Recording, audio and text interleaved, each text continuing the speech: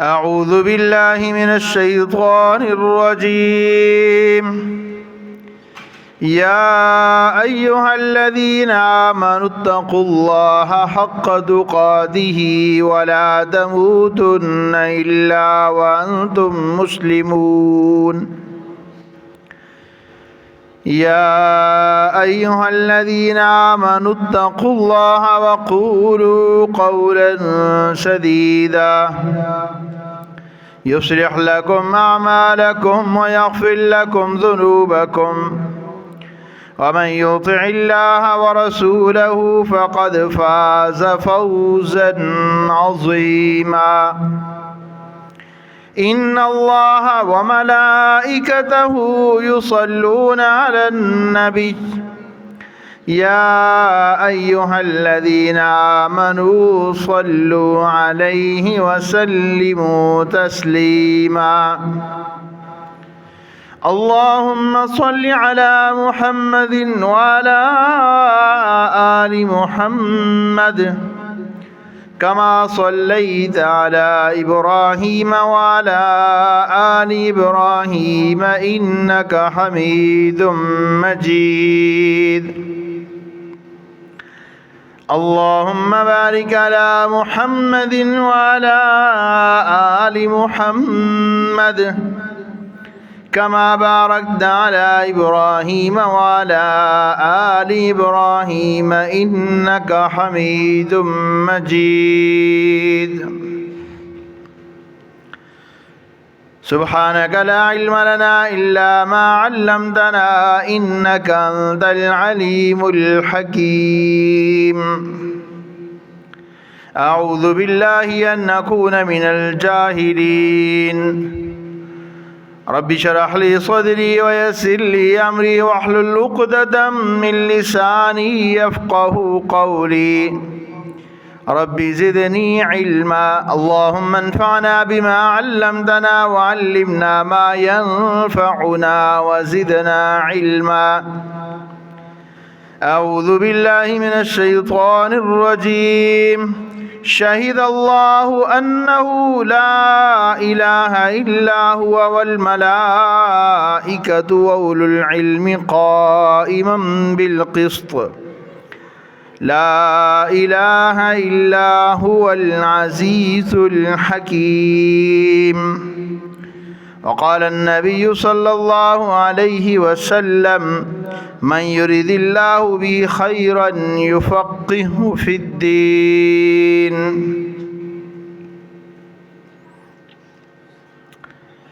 اللہ تعالیٰ اس بات کی گواہی دیتا ہے کہ بے شک اللہ رب العالمین کے علاوہ اللہ رب العالمین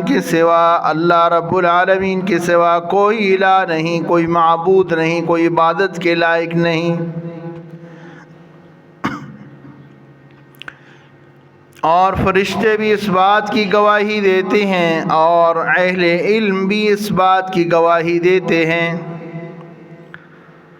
قائما بالقسط، یہ سارے انصاف پر قائم ہیں.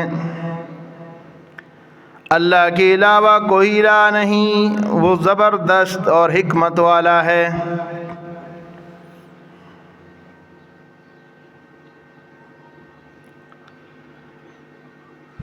آج کے ہمارا خطبہ جمعہ کا عنوان ہے اہل علم یعنی علماء کرام کی فضیلت قرآن اور حدیث کی روشنی میں.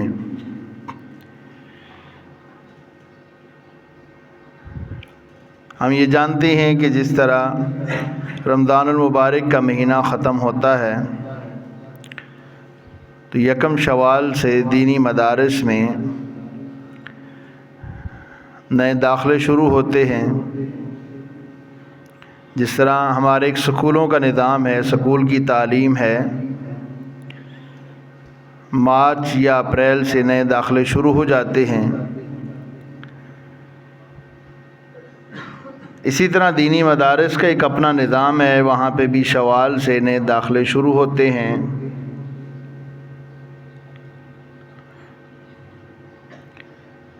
بہت سارے طلباء و طالبات دینی مدارس کا رخ کرتے ہیں اور اپنی علمی پیاس بجھانے کے لیے مختلف دینی مدارس، جامعات اور معہد کا انتخاب کرتے ہیں، تو اسی حوالے سے قرآن و سنت کی روشنی میں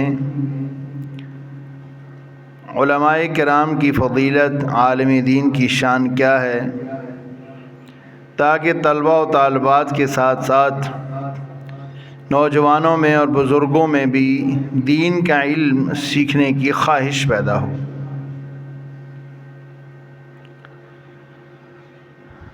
اہل علم کی فضیلت آپ اس بات سے اندازہ لگائیں کہ اللہ رب العالمین کا قرآن، اللہ تعالیٰ نے جہاں پہ اپنی توحید الوہیت کی گواہی دی ہے، تو وہاں پہ اللہ رب العالمین نے فرمایا کہ اللہ تعالیٰ خود اس بات کی گواہی دیتا ہے کہ اللہ کے سوا کوئی معبود نہیں، کوئی الہ نہیں۔ ساتھ ہی اللہ رب العالمین فرماتی ہیں کہ اللہ بھی اس بات کا گواہ ہے، اللہ کے فرشتے بھی گواہ ہیں اور اہل علم بھی گواہ ہیں۔ تو گویا کہ اہل علم کا مقام اللہ تعالیٰ نے فرشتوں کے بعد رکھا ہے۔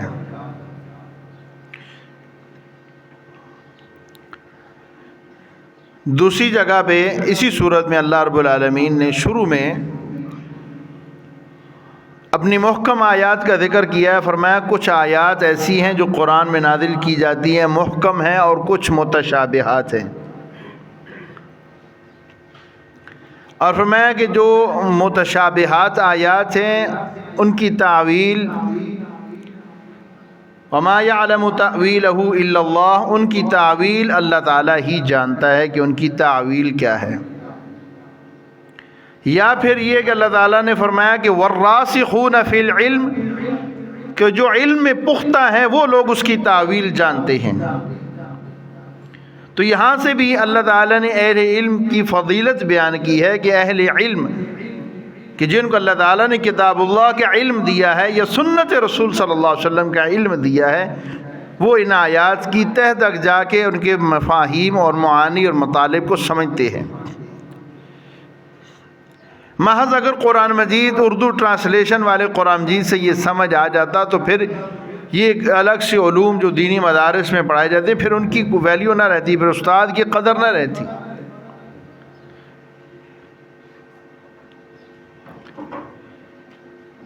اور اسی طرح رسول اللہ صلی اللہ علیہ وسلم نے فرمایا، سیدنا امیر معاویہ رضی اللہ تعالیٰ عنہ روایت کرتے ہیں، آپ صلی اللہ علیہ وسلم نے فرمایا کہ من یرید اللہ بخیرا یفقہہ فی الدین، اللہ رب العالمین جس کے ساتھ بھلائی کا ارادہ فرماتے ہیں اللہ رب العالمین اس کو دین کی سمجھ عطا فرما دیتے ہیں۔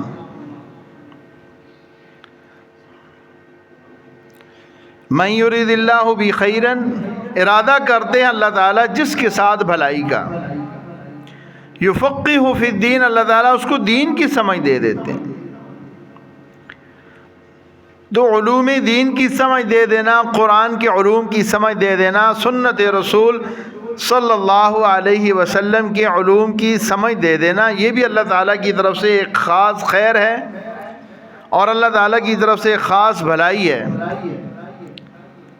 اور یہ ہر کسی کو نصیب نہیں ہوتی۔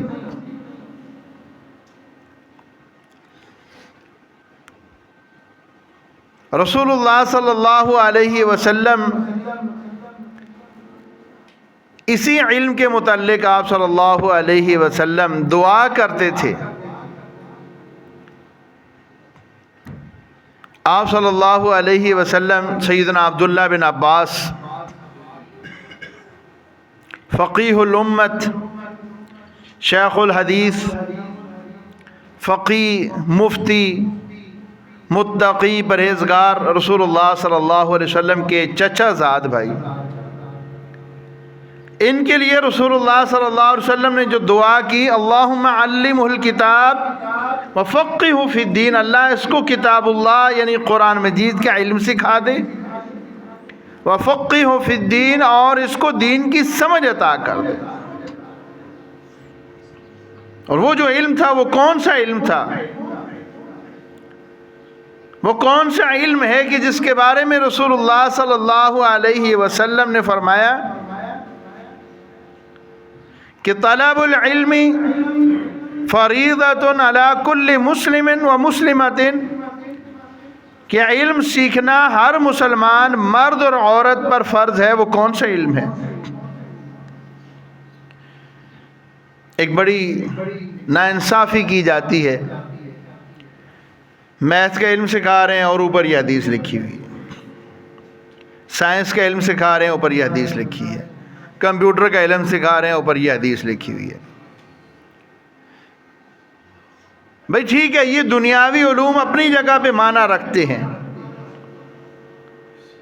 ان سے انکار نہیں ہے، یہ نہیں کہ میں یہ نہیں کہتا کہ ان کو نہیں سیکھنا چاہیے۔ دنیا کمانے کے لیے، دنیا میں چلنے کے لیے سائنس کا علم سیکھنا اور جدید یہ میزائل کا علم سیکھنا اور یہ اسلحہ سازی کا علم سیکھنا، یہ بھی مسلمانوں کے اوپر فرض ہے، ضروری ہے۔ آج کے دور میں اگر مسلمان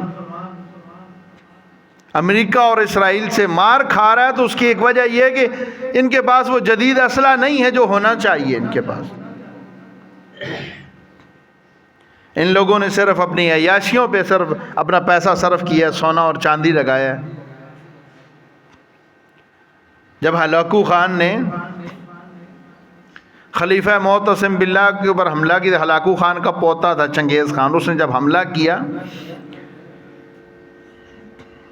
تو وہ رسیوں کے اندر جکڑ کے لایا گیا خلیفہ معتصم باللہ بغداد میں، تو ہر طرف سونا اور چاندی اور اس محل کے اندر بہت زیادہ اس نے خرچ کا کیا ہوا تھا،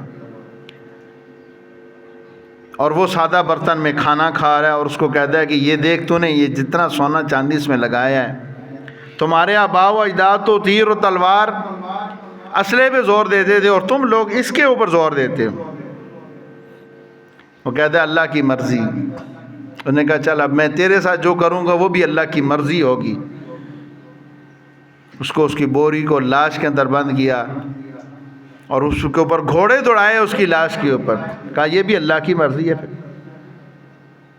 تو گویا کہ یہ علوم بھی فرض ہیں، لیکن قرآن و حدیث میں ایک اور علم بھی فرض ہے جس کی طرف آج ہمارے سرکاری سطح پہ بھی نہیں توجہ دی جاتی ہے اور پرائیویٹ سیکٹر بھی اس میں بہت پیچھے ہے۔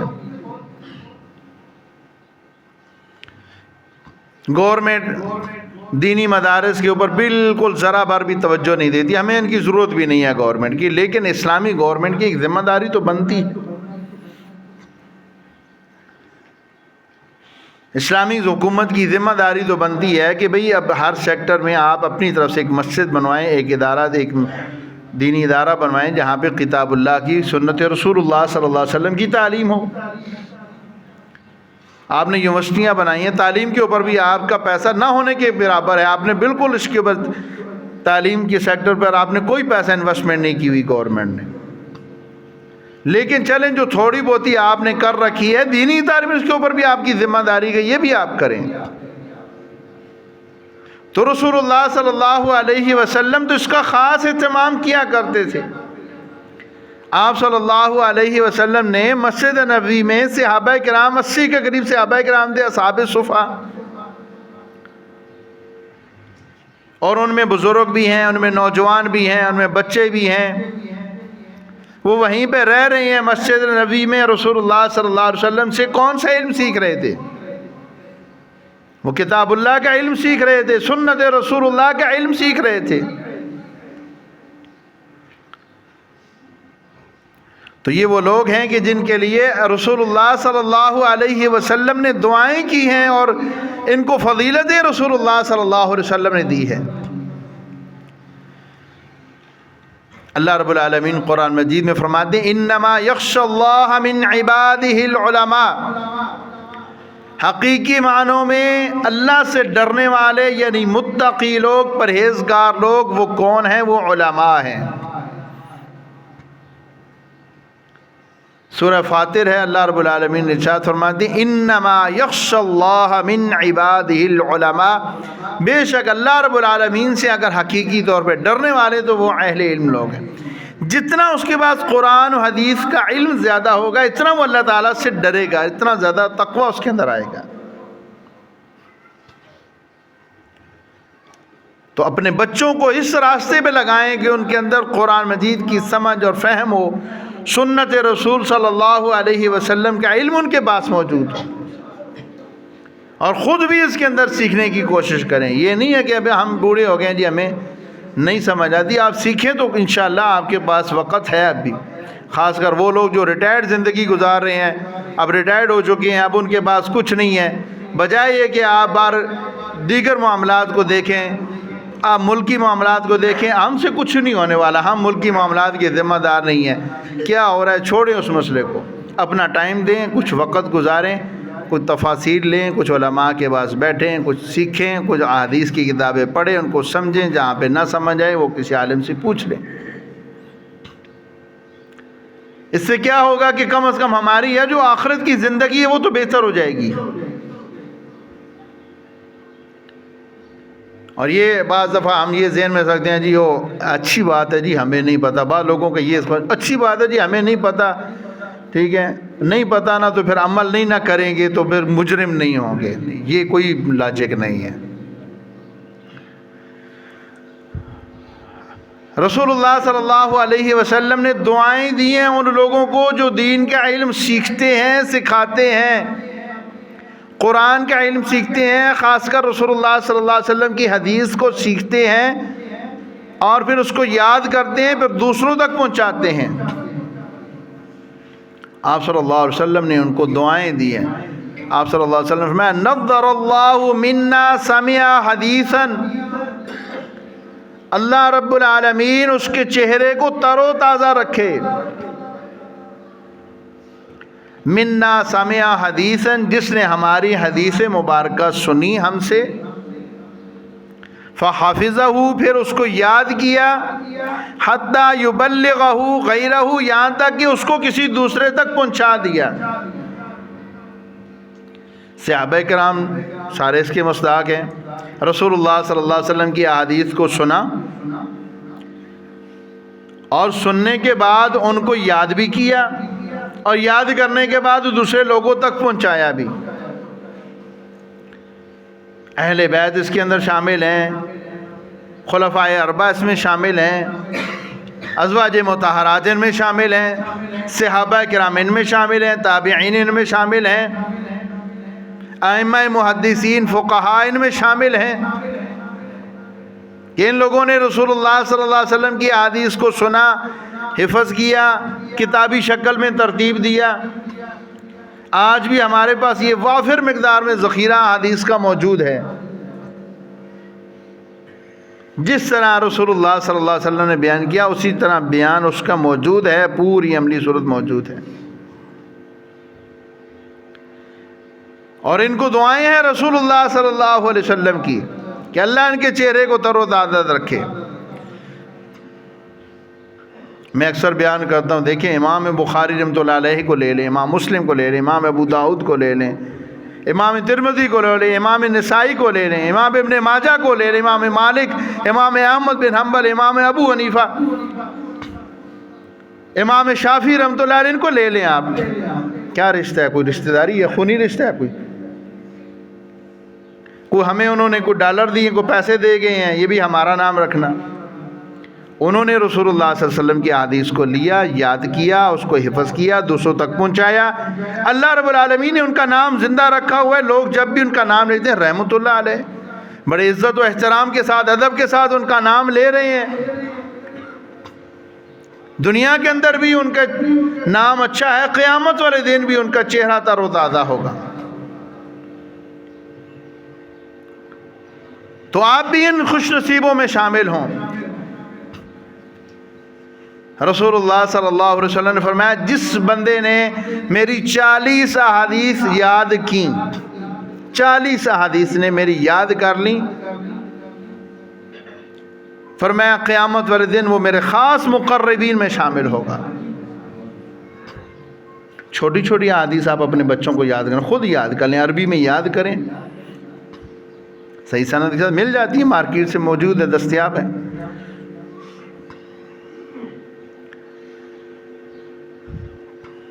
علماء کرام ہی انبیاء کرام کے وارث ہیں۔ رسول اللہ صلی اللہ علیہ وسلم نے فرمایا وَإِنَّ الْعُلَمَاءَ وَرَثَةُ الْأَنْبِيَاءِ، فرمایا بے شک یہ علماء انبیاء کے وارث ہیں. وَإِنَّ الْأَنْبِيَاءَ لَمْ، فرمایا بے شک انبیاء کرام علیہم السلام نہ تو درہم چھوڑ کے گئے، نہ دینار چھوڑ کے گئے، نہ سونا چھوڑ کے گئے، نہ چاندی چھوڑ کے گئے. انبیاء کرام کیا چھوڑ کے گئے؟ علم چھوڑ کے گئے. کس چیز کا؟ کتاب اللہ کا علم چھوڑ کے گئے. سنت رسول اللہ صلی اللہ علیہ وسلم کا علم چھوڑ کے گئے. آپ صلی اللہ علیہ وسلم نے فرمایا فمن اخذہ، جس نے اس کو حاصل کیا اس نے بہت زیادہ حصہ لے لیا. جتنا جس نے لیا اس نے اتنا حصہ اس میں سے لے لیا. تو اس وجہ سے انبیاء کرام کو، علماء کو آپس میں اللہ تعالیٰ نے اس وجہ سے ان کو درجہ بدرجہ رکھا ہے کہ علماء انبیاء کے وارث ہیں. اب یہ دیکھیں، اب یہ مصلی ہے یا یہ ممبر رسول ہے، میری اپنی کیا حیثیت ہے؟ میری تو کوئی حیثیت نہیں. میں اگر آج ممبر پہ بیٹھا ہوں تو اس وجہ سے بیٹھا ہوں کہ میں رسول اللہ صلی اللہ علیہ وسلم کا جو علم ہے وہ مجھے اللہ تعالیٰ نے سکھایا، میں نے سیکھا، تو اس وجہ سے میں بیٹھا ہوں. اور جو بھی یہ سیکھے گا وہ اس ممبر کا وارث بن جائے گا. رسول اللہ صلی اللہ علیہ وسلم کا یہ تو ممبر ہے، اس کو تو ممبر رسول کہا جاتا ہے نا. یہ باپ دادا کی وراثت تو ہے نہیں. تو اگر اللہ تعالیٰ نے یہ مقام دیا تو اس کی وجہ یہ ہے کہ ہم نے وہ رسول اللہ صلی اللہ علیہ وسلم کے علم کو سیکھا ہے. جس نے سیکھا وہ اس کا اتنا حصہ اس نے لے لیا.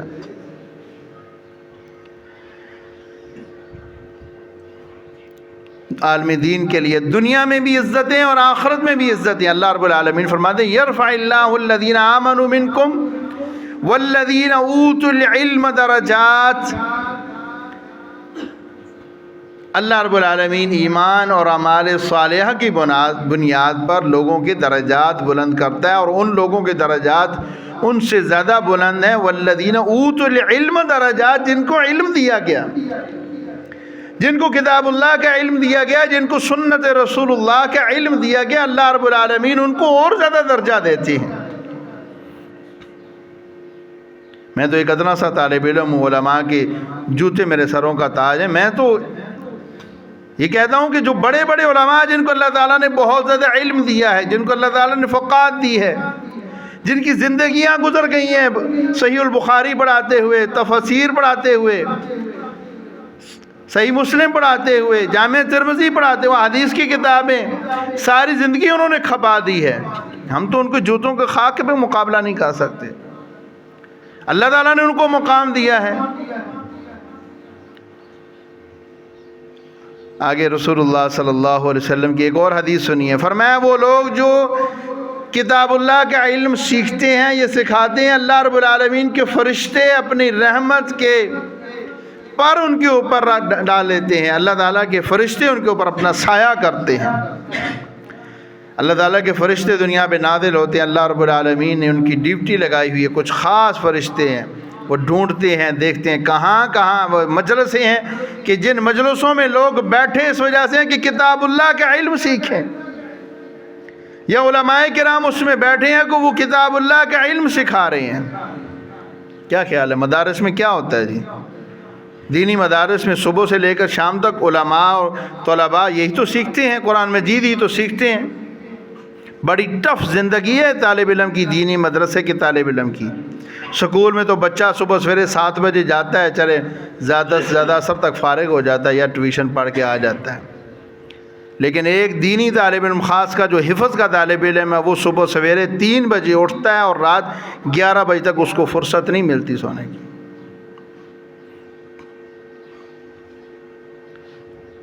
تو یہ بڑی ٹف زندگی، اور وہ کیا کتاب اللہ کے ساتھ ہے، قرآن حدیث اس کے ساتھ لگا ہوا ہے.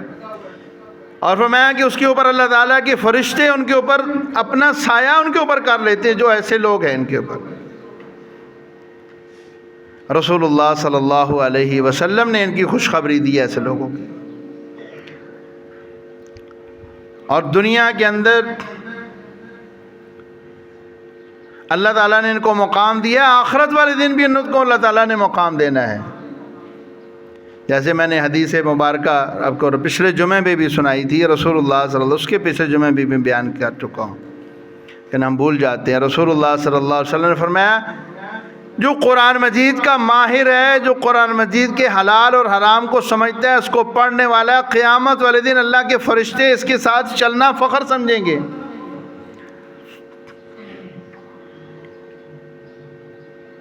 اور دنیا میں یہ بات یاد رکھیں، رسول اللہ صلی اللہ علیہ وسلم نے فرمایا کہ دنیا میں جو اسلام زندہ ہے تو وہ علماء کرام کی وجہ سے زندہ ہے۔ کوئی مانتا ہے تو مانے، نہیں مانتا تو لست علیہم بمسیطر۔ اللہ تعالیٰ نے اپنے پیغمبر کو بھی فرمایا پیغمبر آپ کا کام پہنچا دینا ہے، آپ دروغے نہیں لگے ہوئے ان پر۔ رسول اللہ صلی اللہ علیہ وسلم نے فرمایا اللہ تعالیٰ دین اسلام کو درجہ بدرجہ اس کو لوگوں کے دلوں سے ختم کریں گے۔ وہ کیسے ختم ہوگا؟ اللہ تعالیٰ سقہ علماء کو اٹھا لیں گے۔ جو بڑے بڑے علماء جو ہیں وہ دنیا سے چلے جائیں گے، ختم ہو جائیں گے۔ آہستہ آہستہ علماء جب جائیں گے تو پھر کیا ہو جائے گا؟ آپ صلی اللہ علیہ وسلم نے فرمایا پھر خطباؤکم جہلاؤکم، نوخیز لڑکے اور جاہل قسم کے لوگ تمہارے خطیب ہوں گے، ٹک ٹاکر تمہارے خطیب ہوں گے، مشکرے تمہارے خطیب ہوں گے، وہ تمہیں دیں گے۔ یہ اداکار جن کو تم کنجر ہیں، جن کو تم اداکار کہتے ہو، یہ فنکار اور یہ کنجر، یہ رقاصائیں، یہ تمہیں دین کی دعوت دیں گے۔ پورا رمضان آپ نے گزارا ہے، کیا ہوتا ہے رمضان المبارک میں؟ صبح سحر و افطار کے جو پروگرام اور ٹرانسمیشن ہو رہی ہے، وہ جو پورا سال جو گانا گاتے ہیں اور مزاحیہ پروگرام کرتے ہیں، جو جگتے کرتے ہیں، جو جھوٹ بولتے ہیں، وہ بیٹھے ہوئے دین سکھا رہے ہیں تم لوگوں کو۔ جب تم علماء کی قدر نہیں کرو گے، علماء کو قتل کرو گے، ان کے خلاف یہ کرو گے، تو پھر یہی لوگ تمہیں ملیں گے دین سکھانے کے لیے۔ فرمایا پھر وہ خود گمراہ ہیں، تمہیں بھی گمراہ کریں گے۔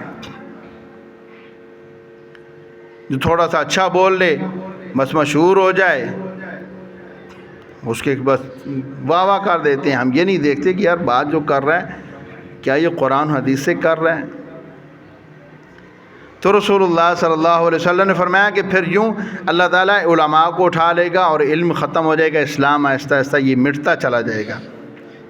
پیچھے جو حالات رہ جائیں گے، جو حالات خود بھی وہ گمراہ ہیں، لوگوں کو بھی گمراہ کریں گے۔ اور یہ ایک ایسا علم ہے، دین کا علم جو لوگ سیکھتے ہیں، اللہ تعالیٰ ان کو ان کے دنیا کے جانے کے بعد بھی اللہ تعالیٰ ان کو اجر عطا فرماتا ہے۔ رسول اللہ صلی اللہ علیہ وسلم کی مشہور حدیث مبارکہ ہے، آپ صلی اللہ علیہ وسلم نے فرمایا انسان جب دنیا سے چلا جاتا ہے، فوت ہو جاتا ہے، اس کا دنیا سے رابطہ کٹ جاتا ہے، مگر تین چیزیں اس کا برابر پیچھا کرتی ہیں، تین چیزیں اس کا پیچھا کرتی ہیں جو اس کو فائدہ دیتی ہیں، فائدہ دینے والی تین چیزیں ہیں اس کو۔ وہ کون سی تین چیزیں ہیں؟ ایک چیز، پہلی چیز فرمایا نیک اولاد ہے اس کی جو اس کے لیے کرے۔ اس نے تو نیک بنایا ہی نہیں ہے اس کو، اس نے تو اپنے بیٹے کو ٹک ٹاکر بنایا، یوٹیوبر بنایا ہوا ہے اس اپنے بیٹے کو، اس کو تو نشے پہ لگا دیا ہے، یہ کیا اس کے لیے دعا کرے گا؟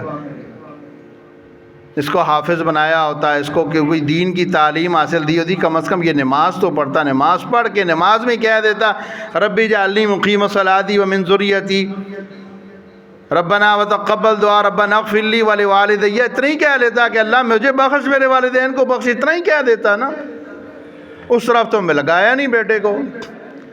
صرف یہ ہے کہ جو علماء کھا گئے، علماء کھا گئے، مولوی کھا گئے، مولویوں نے کام خراب کر دیا، مولویوں نے یہ کر دیا، بس اتنا ہی میں کہ ساری زندگی کرتا رہا۔ فرمایا یہ کام کر لے، اپنی اولاد کو دینی تعلیم دے دے، تیری اولاد نیک ہوگی، تیرے بعد دعا تیرے لیے کرے گی۔ اس کے بعد دوسری چیز فرمایا العلم ينتفع بھی، ایسا علم چھوڑ کے گیا جس سے دنیا نفع حاصل کرتی رہے۔ آج کل میڈیا کا دور ہے، خاص کر یہ سوشل میڈیا جو ہم نے موبائل، یہ جو ہمارے ہاں فتنہ ہے نا، بہت بڑا فتنہ بھی ہے، مثبت بھی ہے اور فتنہ بھی ہے، بغیر سوچے سمجھے فوراً شیئر کر دیتے ہیں، جھوٹ شیئر کریں گے، جب تک لوگ جھوٹ کو سنتے رہیں گے گناہ آپ کے کھاتے میں جاتا رہے گا۔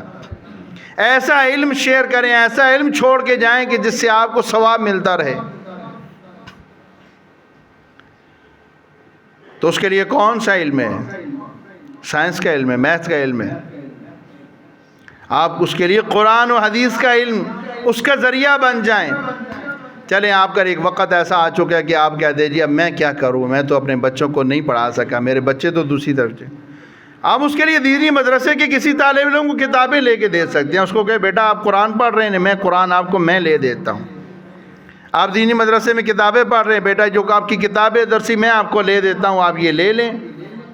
آپ کسی عالم کو قرآن مجید لے دیں، کوئی کتابیں لے دیں، حدیث کی کتابیں ان کو لے دیں، وہ ان سے فائدہ اٹھاتا رہے گا.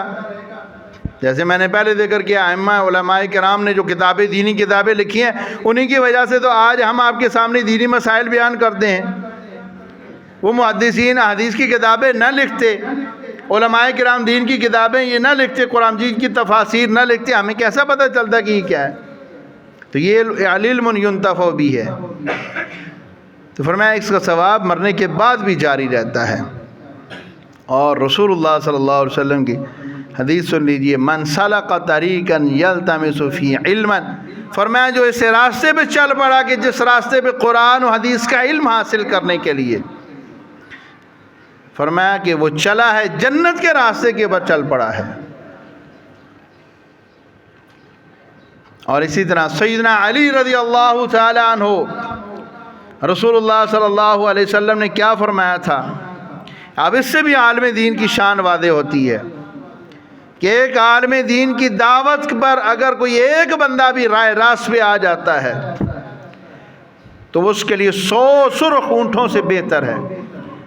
رسول اللہ صلی اللہ علیہ وسلم نے خیبر کے موقع پر سیدنا علی کو کیا کہا تھا کہ علی میں تمہیں پرچم دیتا ہوں اسلام کا، اللہ تعالیٰ تیرے ہاتھ پہ فتح دے گا، لیکن تلوار سے پہلے کیا کرنا ہے؟ دعوت دینی ہے، لوگوں کو دعوت دینی ہے. اگر تیری دعوت سے ایک بندہ بھی راہ راست پہ آ گیا تو تیرے لیے 100 سرخ اونٹ اللہ کی راہ میں قربان کرنے سے بہتر ہے. دعوت کون دے گا؟ جس کے بعد دین کا علم ہوگا وہی دے گا نا. جس کو قرآن و حدیث کا علم کا خود پتہ ہے وہی دعوت دے گا نا، جس کو نہیں پتہ وہ کیسے دے گا؟ تو علماء کرام کی شان کو سمجھیے، دینی مدارس کے خلاف پروپیگنڈا بند کیجیے، دینی مدارس کو فروغ دیجیے، ان کو مضبوط کریں اپنے اخلاقیات کے ساتھ، سفارتی سطح کے ساتھ، مال کے ساتھ، اپنی اولاد کے ساتھ. کوشش کریں کہ ہر خاندان میں سے ایک بچہ ذہین اور فتین بچہ، چست و چلاک بچہ ضرور دین کا علم حاصل کرے. آپ اپنے گھر پہ اس کو رکھیں. آپ کہتے ہیں جی میں مدرسے میں ماحول میں نہیں رکھنا چاہتا، نہ رکھیں. آپ صبح اس کو بھیجیں، شام کو اس کو واپس لے آئیں. سکولوں کی بھی تو آپ فیس دیتے ہیں، پک اینڈ ڈراپ دیتے ہیں کہ نہیں دیتے؟ یہاں پہ اسلام آباد میں ایسے سکول 1-1 لاکھ روپے ایک بچے کی فیس ہے، اور کوئی دینی مدرسہ ایسا نہیں ہے کہ جس کی 5-7 ہزار 10 ہزار سے زیادہ فیس ہو. حفظ کے کچھ مدارس ہیں جو مہینے کے مخالے 5,000 روپے حفظ کے لے رہے ہیں، لیکن ان کا ماحول بڑا ذرا ٹف ہے، وہ لے رہے ہیں. اور اس پہ ہم کیا کہتے ہیں بچے کو حفظ کریں جی 5,000 روپے، یہ مولوی کما رہے ہیں جی، کمائی نہ ذریعہ نہ بنایا، ان کے بھی اخراجات ہیں اللہ کے بندے. تو اب بچوں کو آپ اس ماحول پہ لائیں، آپ حفظ کرائیں، آپ بچوں کو قرآن مجید ترجمے کے ساتھ پڑھائیں، حدیث پڑھائیں، آپ اسلام میں بھی لائیں. اور میں نوجوانوں سے بھی کہتا ہوں، بچوں سے بھی کہتا ہوں کہ آپ بھی بیٹا قرآن و حدیث کا علم حاصل کریں اور اپنے والدین کے لیے عزت کا باعث بنیں. آپ کے والدین کو اس سے دنیا میں بھی عزت ملے گی، آپ کو بھی عزت ملے گی، اور قیامت والے دن بھی آپ کو بھی عزت ملے گی، آپ کے والدین کو بھی عزت ملے گی. تو دینی مدارس کی قدر کریں، علماء کی قدر کریں. اللہ تعالیٰ سے دعا ہے کہ اللہ رب العالمین ہمیں دین کا علم حاصل کرنے کی توفیق دے. اللہ تعالیٰ ہمارے بچوں کو بھی دین کا علم حاصل کرنے کی توفیق دے. وما علیہ البلاغ المبین.